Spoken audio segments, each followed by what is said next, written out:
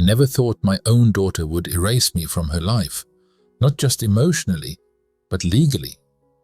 She didn't just leave, she vanished behind a new name, a new identity, like I was some shameful chapter she had to burn to the ground. People look at me and see wealth, a big house, a successful company. They assume I must have done something terrible to deserve this. And maybe they're right, but the truth is never that simple. And no one ever asks why a man builds walls so high around his heart, or what it feels like when his child chooses to tear those walls down, not to get in, but to escape. I remember the last time I saw her. She didn't say goodbye. She didn't need to. Her silence was louder than any scream I've ever heard. There were moments, quiet, aching moments, when I begged the universe to send me a sign, to give me just one more chance. But I was too proud, too broken, and by the time I realized how deep the damage ran, it was already done. I'm telling this story now, not to clear my name, but because someone out there might be standing on the same edge I once stood on, between silence and healing, between ego and love. Why did she change her name? What did I do that made my own blood want to forget me? You'll understand when I tell you what really happened that night, the night that changed everything.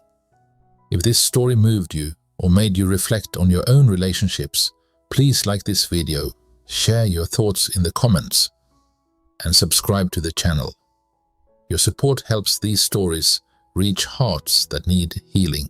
The envelope came with no warning, no return address, just my name, David, in careful script, but something about it felt wrong even before I opened it. The paper was stiff, official. My thumb hesitated over the flap. That kind of hesitation that creeps in when your body knows before your mind does. I turned it over. There it was, my daughter's name, Chloe, crossed out with one thick, angry line. Underneath it, mine, not the one I used to sign her birthday cards or tuck inside her lunchbox back when peanut butter sandwiches could solve anything, but my full name in capital letters, the one they use in courtrooms. My stomach twisted as I unfolded the document. Legal, precise, cold. She had filed to legally remove my last name. She didn't want to be mine anymore. I sat back, the chair creaking under the weight of something heavier than me. A nausea I hadn't felt since the night she left clawed up my throat. I hadn't seen her in 5 years. 5 impossibly long years that stretched and cracked at every memory of her smile, her laugh, her voice calling me Dad. I closed my eyes and the past ambushed me. The night she left, she was 19, all fire and silence. She didn't look back. She didn't need to. Her backpack was already on her shoulders. My voice had filled the kitchen with thunder. Hers was the storm that followed. Slammed doors, tears leaking through the crack beneath her bedroom. And my wife, still frozen, her lips trembling with all the words she wouldn't say. Chloe had cried that night, not loudly, not to be heard, but like someone breaking from the inside. And I let her go. I try calling just once. The number is disconnected, dead air, like her absence. In my home office, I stare at her photo, 8 years old, one front tooth missing, her eyes lit up with something I must have killed. I remember taking that photo. It was summer. She'd just lost the tooth the night before, and she kept grinning wide, proud of the gap. That photo feels like a lie now. I tear the letter in half, then into quarters. And then, almost ashamed, I piece it back together, like some pitiful puzzle, as if putting the pieces back might undo what's already done. Part of me always knew this day might come, but I really believed, I'd have more time. Time to explain, to fix things, to hold her face in my hands and say, I was wrong. But now, all I have is a torn letter and a silence that sounds a lot like goodbye. I stay there for hours, surrounded by shadows and regrets. The clock ticks, but I don't move. Not really. I'm just a man trying to go back in time using only memory. But memory is cruel, and it never gives back what it takes. People ask me if I'm happy. I smile, I nod, I say, of course. But the truth is, I haven't felt anything in years. Success has a way of numbing you. You chase it like a drug, hoping it'll silence the noise, hoping it'll make you whole. But it never does. I didn't build my company out of ambition. I built it out of fear. Fear of feeling, fear of remembering, fear of being that boy again, the one whose father left and never looked back. So I became a man made of marble, cold, untouchable, carved by trauma and polished by denial. My daughter grew up seeing that statue. She never saw the man. I made sure of that. I missed her piano recitals, 3 years in a row. Always some meeting, always some call I couldn't ignore. She never cried, not in front of me. And when my wife died, I truly believed, that Chloe and I would finally find each other again. Grief has a strange way of stripping us bare. I thought maybe, just maybe, we'd stand in that pain together, that we'd finally talk. But she didn't want to share that space with me. She blamed me. Not for her mother's death, but for all the deaths that came before it. The slow death of trust, the quiet burial of connection, the years I spent building an empire while letting my own home rot behind locked doors and unread letters. A few months ago I found one of her old journals. It had been shoved behind a bookshelf, forgotten like everything else that ever mattered. Inside, written in the crooked handwriting of a 12-year-old girl, was a sentence that still echoes through me like a scream. I feel invisible next to my dad. I read it over and over again, as if repetition could make it less real. It didn't. I never learned how to say I love you without it sounding like an apology, without it sounding like I needed something in return. Maybe that's why she hates me now. Maybe that's why she cut me out, because love that's conditional isn't love at all. It's a transaction, and I made her feel like a cost I couldn't afford. I tried to remember the last time we laughed together, a real laugh, one that started in the stomach and spilled out of us like light. But I can't. I remember birthday candles. I remember her dancing in the living room in mismatched socks. I remember buying her a violin because I got the instrument wrong. But laughter? That's gone. Lost somewhere between a conference call and a closed door. Now I sit alone in this glass office, surrounded by accolades that mean nothing. Because all the success in the world can't hold your hand. It can't say, I forgive you. It can't call you dad.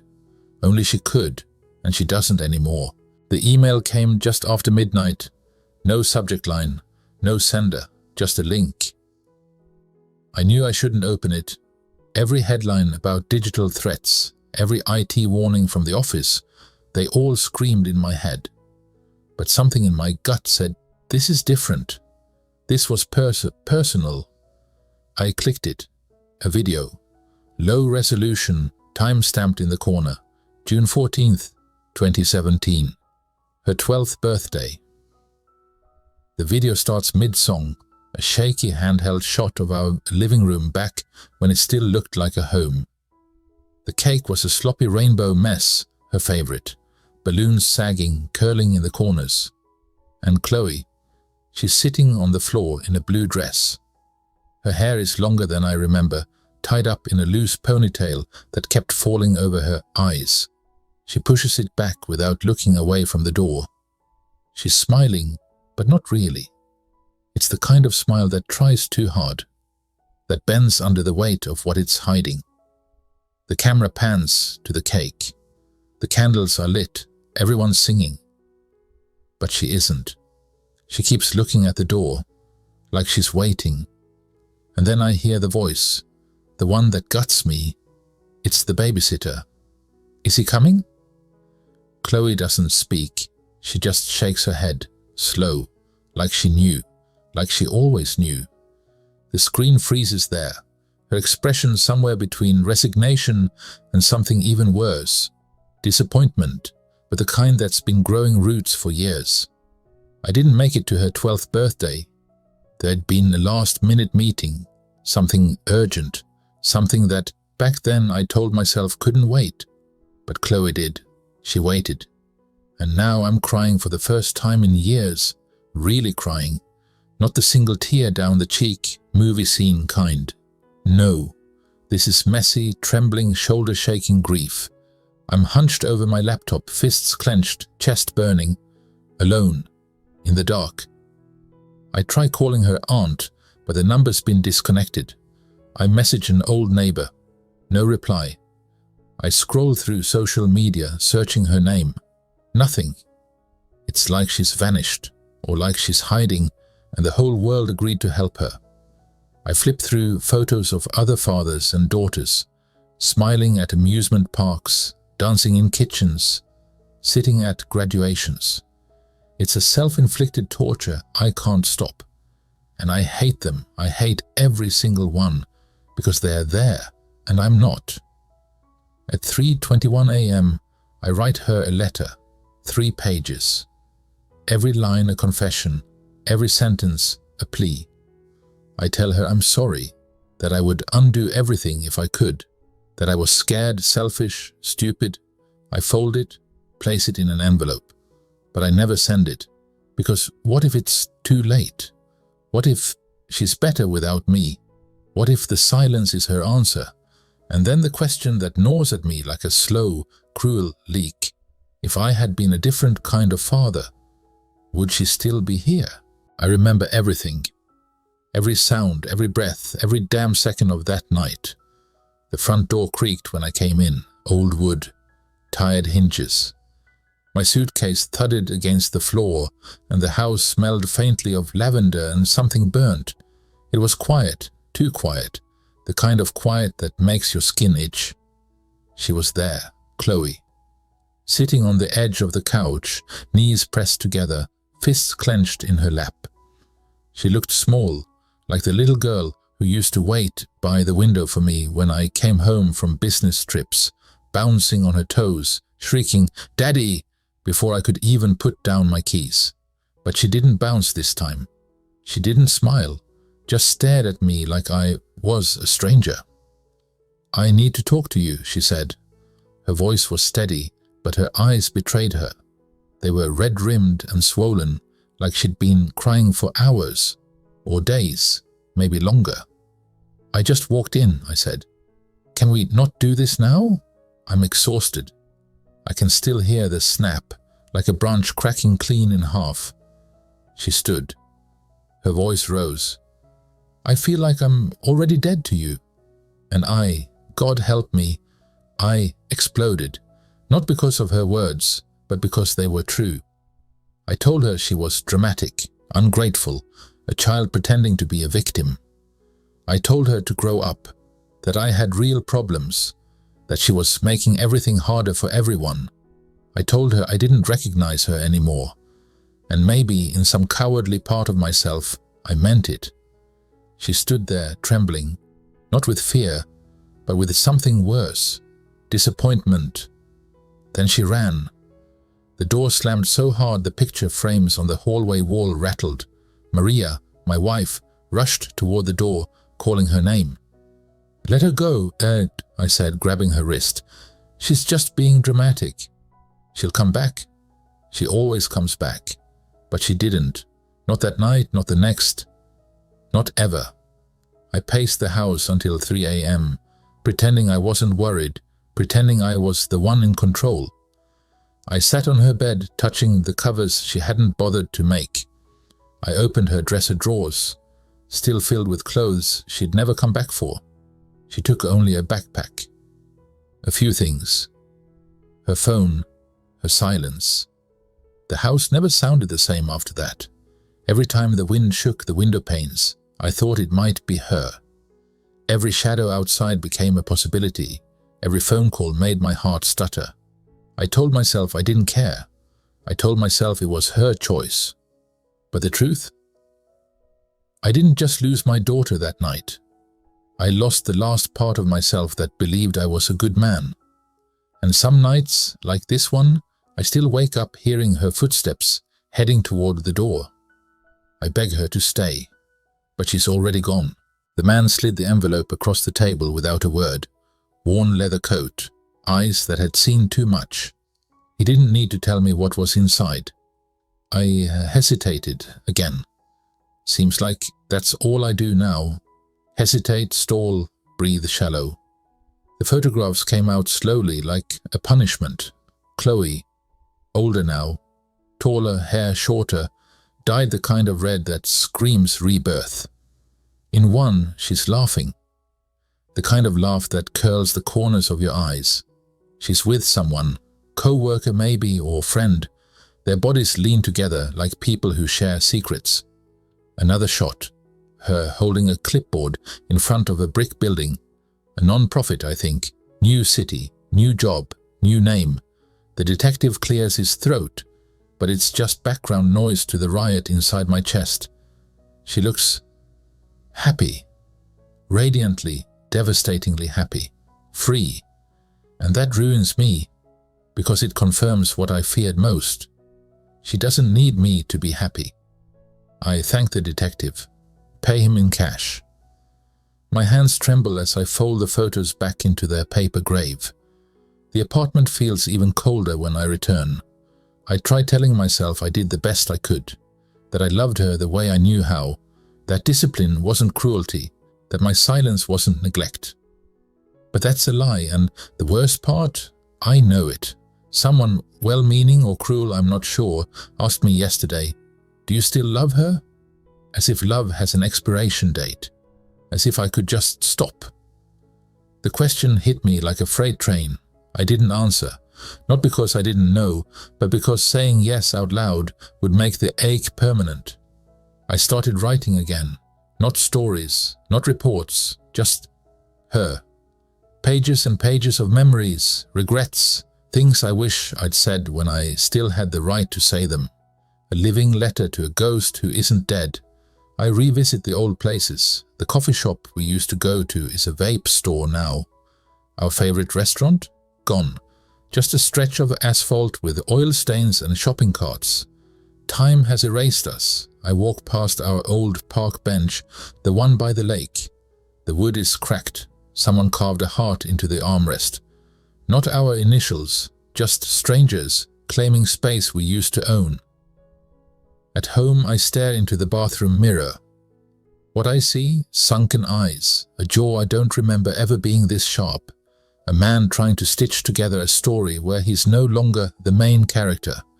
I whisper into the silence, "Does she miss me?" But the silence has no answers, and maybe that's the answer itself. I find the old camera in a drawer I don't often open. Dust coats it like it's been waiting for me, just like everything else from the past that I've avoided for years. It's an old film camera, the kind that reminds you of a time when pictures had meaning beyond a screen. I hold it in my hands, the weight of it strange, unfamiliar. I don't know why I keep it. Maybe because it's the last thing I have from a life I can barely remember, or maybe because I'm still trying to find her in the smallest things, hoping that one day something will give me the answers I've been searching for. I flip the camera on, and with it, the old film rolls. The first few shots are blurry, snapshots of a childhood she never had the chance to fully experience. There's a picture of Chloe, around 8 years old, beaming from a park bench. Her brown hair flies out, behind her in the wind, her eyes sparkling with laughter. Another is of her in the backyard, dirty knees and a grin that was so much bigger than the world she lived in. I smile for a second, and then the smile fades. But then I find something else. Something unexpected. One last picture, a self-portrait. It's blurry, out of focus, and I know it was never meant to be seen. The edges are frayed, the image distorted, but I can make out her face. Her eyes are swollen, puffy, as if she'd been crying for hours, maybe days. And then, on the back of the photo, in a shaky, hurried hand, "I'm not okay." I freeze. The words burn into my chest, leaving a pain that's sharper than anything I've ever felt. I wanted to believe she was okay. I thought she was free of whatever had been eating at her, but she wasn't. I didn't know. I never knew. I fold the photo carefully, as if it might disappear if I touch it too much. The weight of it in my hand feels like guilt, like everything I missed, every tear I didn't see. I shove it into my pocket, a reminder of something I failed to protect, something I failed to see. I make an attempt. I call Sarah, her childhood friend, hoping for some kind of connection, hoping that she might have heard from Chloe.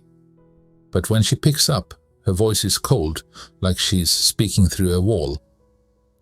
She asked me not to contact anyone from the past, Sarah says, her voice clipped and final. She's not the same anymore. The words are final, like the door slamming shut, and I hear nothing but the hum of the empty air on the other side.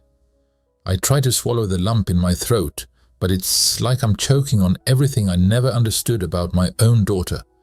How could I have missed this? How could I have failed her so completely? That night, the dreams start. I dream of Chloe, the way she looked when she was little. She's standing in a field of tall grass, her arms outstretched, running toward me. She's calling my name, her voice full of desperation, but every time she gets close enough, I turn away. I can't look at her. I won't. The feeling of her arms reaching for me, but I push her away. It's too much. I wake up gasping for air, sweat soaking my sheets. The name Claire lingers in my mind like a ghost, heavy and haunting. Claire.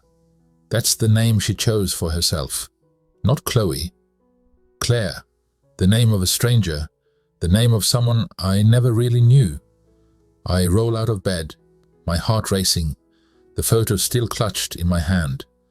The world outside is still dark, but inside I am awake. My daughter, my Chloe, has disappeared. And in her place there's only this name, only this cold, unspoken truth. I search for her. I start with the name she chose, Claire Monroe. It's strange how quickly her old life fades away. The name I once said every night, the name I used to whisper when she was sleeping, is now gone, replaced by a new identity that feels like it belongs to someone else. The search results are overwhelming. There's a long list of articles, interviews, foundation pages. She has her own foundation now, the Monroe Foundation for Women, helping victims of domestic abuse. The words leap out at me: empowerment, healing, breaking the chains of the past. I scroll through interviews. Her face is different, softer, yet there's something in her eyes, a sharpness I didn't see before. She talks about her work with such passion, as if this new life is the only one that matters now. I had to free myself from everything that made me feel small, she says in one of the interviews. The words ring in my head. I had to free myself from everything that made me feel small. I know she's talking about me. I'm the one who made her small, the one who held her down without even realizing it, the one who didn't see the cage I built around her heart. And now I search for ways to make it right. But it's too late, isn't it? I try to send a donation anonymously to her foundation, thinking it's the least I can do. A simple gesture, no strings attached. I imagine her receiving it, maybe even opening the envelope with a hint of curiosity, wondering if I've changed. But a few days later, I get a letter back. It's sealed tightly, my name scribbled on the corner, and in the middle of it, return to sender. She refused it. She knows it's me, and she doesn't want my help. She doesn't want anything to do with me. I take the letter and stare at it for a long time, the same way I used to stare at her photo when she was a child, trying to memorize her face before she became a stranger. I send her a Christmas card next. Nothing fancy, just a simple card, a brief note saying, "I'm sorry." I don't expect a reply. I don't expect forgiveness. I don't even expect her to remember me. A few weeks later, the card comes back, unopened, with a thick red stamp across the front. Destinatario desconocido. I can't blame her for this. Maybe she really doesn't want to know me. Maybe the me I was, the one she had to leave behind, is so far gone that it's impossible for her to even picture who I am now. I start to wonder what it really means to be a father. Is it just the blood, the genes that tie us together? Or is it about being present, about being there when it counts, when your child needs you most? I've missed that. I've missed being present. I've missed the years, the moments, the hugs that never came. I wonder if Claire will ever see me as anything other than the man who hurt her. But as time goes on, I start to realize maybe it's not about her forgiving me at all. Maybe it's about me forgiving myself. Because forgiveness is not something you ask for. It's something you give, first to yourself. And right now, I'm still searching for that. I don't know what made me search for it. Maybe it was the heavy silence in my house, the kind that presses in from all sides, making every room feel smaller than the last. Or maybe I was just looking for something, anything that could feel like a piece of her. It's an old voicemail from years ago. Her voice, so much younger, so innocent. The voice of the daughter I lost and the one who was never supposed to leave. She was 14, just entering high school, and still had that sweetness about her that made me believe for a while that everything would be okay. Papai, I just wanted to say I love you. Good night. She says it with such ease, the words falling out like they were nothing, like love wasn't something she'd have to fight for later, like it would always be there. I listened to it again and again, over and over. I let her voice wash over me, the sound of her younger self filling the empty space in the room. It's all I have left of her now. A voicemail, a memory, a voice that's slipping further away every day. I can't stop. I just keep replaying it, the warmth of her words clinging to the air long after they fade.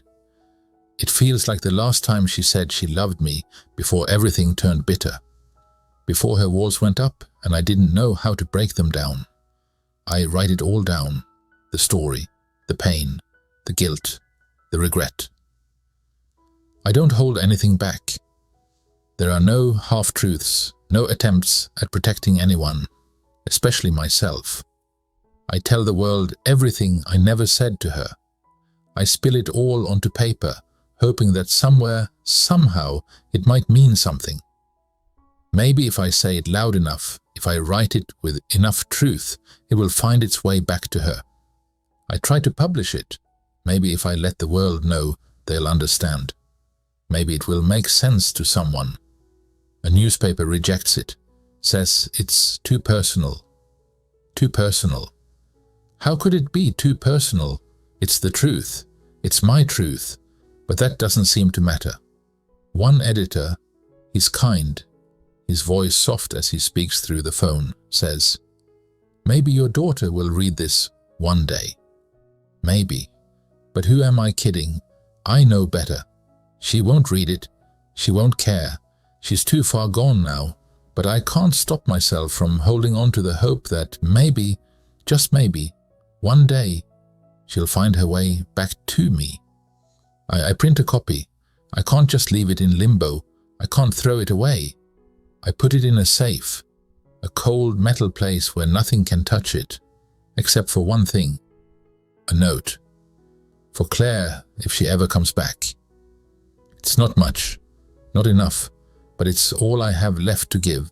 It's a strange thing the way the passage of time folds in on itself, like an old letter that's been tucked away in a drawer too long. My friend mentions in passing that his daughter is getting married.